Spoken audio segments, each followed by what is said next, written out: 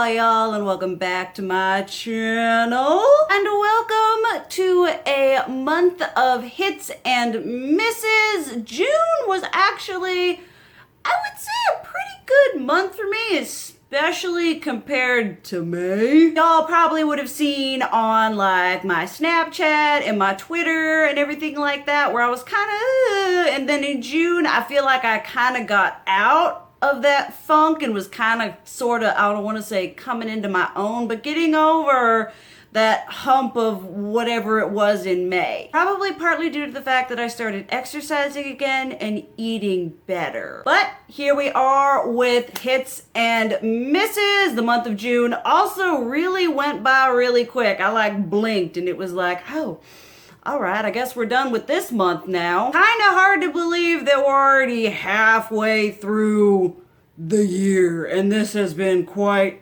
a year. Only 6 more months, people, and it's gonna be 2021. I'm going to start this out, obviously, with La Musica portion. Now, there was really only one song that honestly stood out to me that was one that, I don't know, it really spoke to me, or I was listening to it a lot more compared to other music. I tend to kind of cycle through the same sort of playlist that I always do, depending on my mood. You know, I'll have like my goth mood, then I'll have like another goth mood, and then just kind of alternative. But anyway, you would have seen on my Snapchat that I got, just a moment, doing this means I don't have to insert pictures, and that makes editing Soraya very happy. But Adam Lambert apparently decided to drop another album. This is his album Velvet, which is very kind of retro. I don't want to say disco, but it's kind of like a more, it isn't his typical usual like poppy, dancey, whateverness. It's got a more like 80s, 70s lounge music sort of feel. And the song that I absolutely fell in love with is Overglow. It is just such a really beautifully done. What I love about Adam Lambert and what he's been from like the beginning to like now is the development of his voice, and he's got just such an amazing, unique set of pipes. And a lot of the tracks on this album really kind of personify just how far he's come in his vocal range, which was always good to begin with, but in this album it really kind of takes it and explores it in a couple different ways. And the Overglow song is just so beautifully executed musically, vocally. It just kind of gave me all kinds of feels, all kinds of vibes, that when I got it on this and I was listening to the whole thing through, it got to that song and I just was like, all right, I'm gonna listen to this on repeat for about 10 times. Was super pleased with this album on a whole, but that song it just struck a chord within me, and it was just something that for some reason at that moment was very aesthetically pleasing to my ears. We do have another non-makeup related item. Once again, if you follow me on the Snapchat, if you want to get all kinds of whatevers with my day-to-day, you want to see me depressed, you want to see me manic, you want to see me whatever, definitely follow your girl on the Snapchat. But I ended up picking this book up from Books A Million. This is Spellcrafting: Strengthen the Power of Your Craft by Creating and Casting Your Own Unique Spells by Erin Murphy Hiscock, which I have since been enlightened by a couple of y'all who are like, yeah, she's got a lot. And I'm like, I am going to be broke. The main reason I got this book was because I am working very hard to get one of my own books ready for a very rough draft to be sent in to kind of edited and whatever, and one of my main characters in that does all this sort of stuff. And so there's only so many times in a writing that you can say ritual, that you can say whatever, and I wanted to be very well versed. And reading this has honestly been so great. I really, really like this author. I'm currently reading her book, The Green Witch. And what I like about this particular one is if you take the whole, honestly, the spell crafting aside and any sort of aspect of that, this is really just a great read in the sense of it really boils down to just you taking a physical and a mental control over your life. Like, it discusses the different aspects of spellcrafting and everything like that. And if you take away just the whole spellcrafting thing, you can actually apply a lot of the thoughts and theories and concepts within this book and just apply them to your daily life and like developing healthy thinking about taking control of your life. It deals a lot with, grounding and thinking and analyzing from a completely literary standpoint. I absolutely loved this. I would recommend it to anyone who wants to kind of start in this actualness, and anyone who's just kind of looking for something that is sort of a inward look, deep dive. Someone wanting to sort of look in and of themselves in their perspective and just get some more philosophy and whatever. Yeah. I just thoroughly enjoyed this book for a couple different reasons. For myself, for my writing, for reasons that I didn't even realize were going to be a thing. Absolutely love this. Cannot wait to own and read more by this particular author. And I am currently really enjoying The Green Witch, though that one is less like an overview and more specific on one particular tenant. All right, let's get on into the makeup portion of this. It was a pretty good month. Like I said, if you follow me on Snapchat, you would have seen we had some pretty good and standout experiences in June, which is great because makeup-wise, May pretty much sucked. We're gonna start off. I actually ordered and was accepted, approved for something via Octoly. This is the Primera Mild Facial Peeling Gel, gifted to me from Primera via Octoly for review purposes. Now, if y'all saw my last month hits and misses, you would have seen that I talked about the Boscia Black Facial Peeling Gel something. I am constantly on the look for something that is on par or better than my IOPE Pro Peeling Gel. I have not found anything that comes close to that, and this kind of isn't any exception. Like, is okay. I don't know if it has to do with the texture because you squirt it out and it's a gel. And then as you work it onto your skin, which is you do it on dry skin, it kind of builds up into these funky, weird gel type balls. Like, I found the way that the formula is, it's hard to feel like I'm actually getting in all the places that I'm supposed to be getting. I will admit that I prefer this one over the Boscia one, and I'm gonna try my hardest to get through this one as well as that one because I have it and it's nice. I just, compared to other exfoliating steps that I have and products that I use, these ones were just more of a pain to use. I didn't, like they did good stuff for my skin, but why would I use something that's a pain in the butt to utilize when I can just use something that I love that's a lot easier? Like, it's not a bad product, and maybe if this is y'all's jam, this is the greatest thing that ever existed, but it's just, I just don't like the formula and the way it plays and does and whatever compared to the other exfoliating steps that I have and use and love. Maybe in using this up, we'll reach some kind of enlightenment, but for now, it's just kind of not something that definitely not something I would purchase myself. And just kind of like the Boscia one, I'm gonna use it because I have it, but it hasn't, amazed me. Okay, let's get something very obvious out of the way. If y'all had seen my trying new makeup, you would have beheld the gloriousness that was the Luna Beauty Moon Prism Powder Blush Palette. I mean, packaging alone on this shiz is the absolute bomb diggity. It is ethereal, it is glorious, it is beautiful, and the products in here are absolutely fan-tucking-fastic. I will admit that my favorite probably combo are these two right here. I'll start off with this one that's a matte, And then I will take this one and kind of sweep it over the upper part of my cheeks before I do highlighter. Absolutely beautiful. Love the formula on this. Love the wearable, ethereal, princessy colors. I'm gonna be doing a video that's turning myself into a Sailor Moon Sailor Scout, and you better believe, just for aesthetic, I'm gonna be using this as well as the Moon Prism Powder highlighters in that video. It's just so good. Lunar Beauty keeps releasing fantastic products. Aesthetically, they take packaging. It is amazing.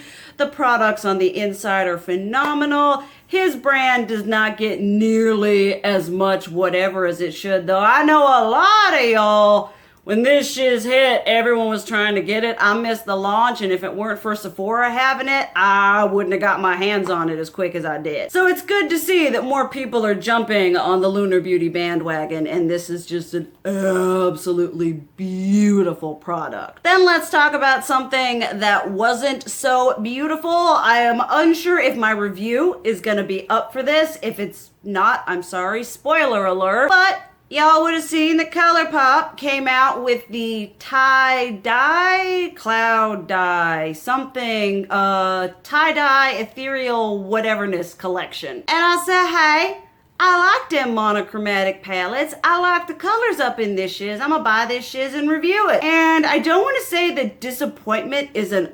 understatement, but it was pretty underwhelming. This one here in Miss Bliss is the least objective, the least gnarly one. They did have the audacity to include the same pressed glitter shade in each and every single one of these. This one is pretty good. Pigmentation, quality, it's about on par with, you know, traditional ColourPop quality. But then you have In a Trance and Aura and Out, and these just fell short for a couple different reasons. Number one, they have two shimmer shades here that you can basically get in the Mint to Be and the Just My Luck palettes. Basically the same shade, not the same formula. These are a lot more difficult to work with and not as poppin'. The color payoff is okay. I mean, for someone pasty like me, I had to build that shiz up a fair amount. And then this one, In a Trance, which if you have any of the purple ones and the Blue Moon one, you don't need this. And it's not even a best of palette when the shades don't perform as well in this palette as they do in the other palettes they've already released. Your girl had all kinds of high hopes for these. The one is, I mean, it's relatively okay. I'm gonna use these because I have them, but at the end of the review, these two were definitely ones that I would not recommend going out and spending the money on, compared to spend a little more money, get two of the other monochromatic ones, and get better quality, better consistency, and no pressed glitters. Then we might as well get the ColourPop fails out of the way. Also, in that trying new makeup, I tried, new to me, the ColourPop liquid liner in numero uno. This isn't so much numero uno as it is numero zero because it sucks. Like, okay, the tip is like, the problem I have here is that the tip is so hard and it's so dry that I don't have the like fanciest, nicest, smoothest of lids. I got crinkles. I'm not 20. And so when I'd go to kind of connect that shiz, it would drag and pull and skip, and it wouldn't give me that nice, easy glide that I'm used to from the Kat Von D liner or the NYX Epic Ink one. This was just so dry, so painful. It was mostly pigmented, but like, even for the price, because I know this was under $10, but like compared to the NYX one, like no competition. This was just not fun to work with. Basically, I'm trying to use this up. I will create my wing with something else, and then I will take this in and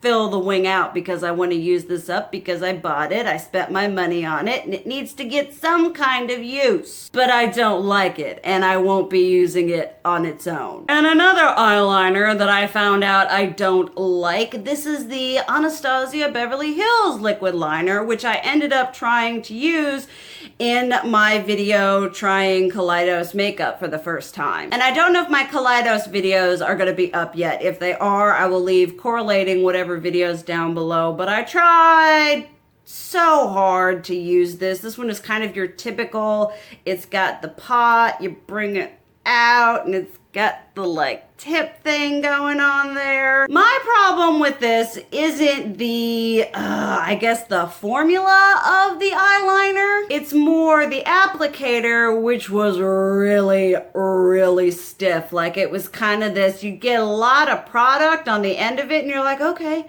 all right, that's gonna be nice and like pigmented. Then you'd bring it this way, it would run out of product. You have to go back in with the applicator, pray to God that you are going to connect this back to that and then continue doing that. There's a lot of in and out, in and out, in and out, rather than just having something that's constantly depositing product rather than needing to go in and picking product up. Like it was pigmented, but you know, the process it got to get a nice clean, oh my goodness, my eyeliner did not look clean at all. It was bleeding, it was ugly, it was a nasty mess. This is not an eyeliner. I was like, I don't know, going out of my comfort zone. It was like, maybe I'll try something that's not a felt tip. And basically this tip is a piece of hard plastic that you're just desperately trying to get product on. And just no. This shiz was not for me. But it's not all bad. We did have a wonderful, not so much a happy surprise. It was something that I pulled in my makeup rotation that I was like, I really want to make this shiz work. And those are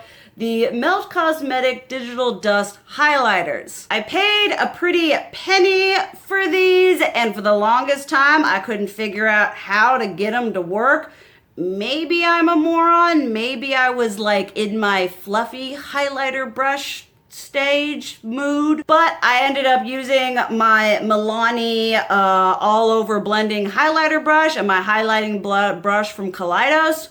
These work absolutely beautiful. They are a gorgeous, smooth, high shine, cha-cha-cha-cha formula. I don't find that they work well with like a looser, fluffier brush like the one everyone loves from Morphe. There's one from ABH. You know, you definitely want something that's a bit more densely packed to really pick up that product. But the product that you do pick up is absolutely gorgeous. This one here in Stargazer is just a wee bit deep for me right now. I cannot wait to try that shiz when I finally get just like a little bit of color on my face. This one here in Morningstar is absolutely perfect.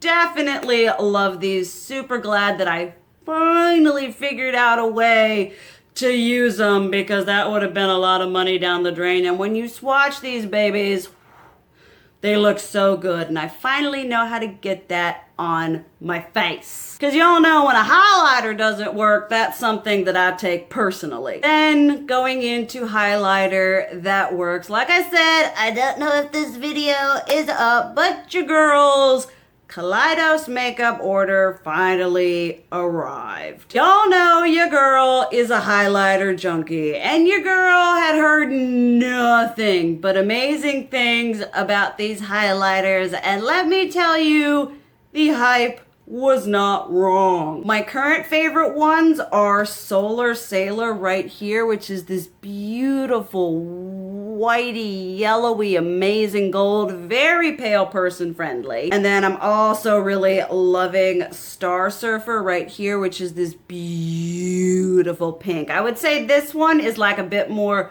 wearable because a lot of the ones in the collection are super shifty, like that blue one. They have a pink one that's really, really shifty. And then this one right here in Laser Glazer, which I have not used as a highlighter, but today we put this shiz all up on here and it was the best decision of my life. I mean, do you see the beautiful multifacetedness? I mean, you're seeing my sweat, definitely. These are such an amazing formula. In the video reviewing the eyeshadow palettes and the highlighters, these are very similar to the Jeffree Star Supreme Frost's formula, where it's that really it's like a glaze. It's a thinner formula that's more of like a foiled effect, but it has that little shift of twinkle and sparkle that just makes it so much more special. So if you like that formula or you've been wanting to try that formula, definitely try the stuff from Kaleidos, because that way if you don't want to support him and you want to support indie makeup, these are just a beautiful formula. Then let's talk about an older product that I think at one point I liked, and now after using it, I don't like it. Y'all know that your girl is trying very hard to use up her makeup before she opens new things. Well, I've got 3 face sprays that I'm trying to use up before I can go back to my holy grail Morphe one. And one of those is the Flower Beauty Seal the Day Hydrating Setting Spray. I used to like this. I don't know if mine has gone off or my makeup whatever has changed, but now I hate this. I've been using it only as a means to use it up. This does nothing for my complexion. What I love about the Morphe one is I'll spray and then I'll take my beauty sponge and sort of dab, dab, dab, dab, dab, dab, dab, and make my foundation all kinds of dewy and luminous and blended together. This just kind of breaks up my foundation. I don't know if any of y'all know or any of y'all have guessed, my worst space is right here. I am currently sweating profusely on the upper lip, under the lip here, and the sides here. This is the problem area. And so this is where my foundation moves the most. And usually with the Morphe one, it sets my makeup, but there's enough movement that I can gently tap away the sweat and reblend out the foundation. No. No. This is less of a makeup setting spray and more of a makeup remover spray. If I were to spray my shiz all up with this, it would probably remove my makeup absolutely amazing, or at least my foundation. In the places that it does set, it enhances my texture. It just doesn't make my complexion look nice. And I am so torn with myself because I want to use this up. I want to, at this point, it's not, I want to get my money's worth out of it. I just want it to be gone. But every time I use it on my face, I'm reminded why I hate it. Just not a good setting spray at all, at least for me and my complexion. Then let us end on a positive, again, from Kaleidos Makeup. I don't know if this is up or not, spoiler alert, but their eyeshadow palettes. I do have a video, don't know if it's up or not, where I'm trying stuff out as well as reviewing it. If it's up, yay. If it's not, stay tuned. These are such beautifully curated, beautifully formulated palettes. I mean, this is absolutely stunning. This greeny gold shade here is just basically everything to me. They are so beautifully pigmented. The blend on these is absolutely everything. I have used all of them and I absolutely love all of them. If you have been questioning jumping on this bandwagon, question no more, because these are superb. They are better than Urban Decay, Too Faced, Lorac, Smashbox, Tarte. I would put these on par with my Jeffree Star cosmetics, with my Melt Cosmetics. They're probably the most similar to Melt Cosmetics, at least the mattes are, because while they are pigmented and they blend beautifully, they do produce a lot of kick up in the pan, though I do not experience a lot of fallout on my face. The shimmer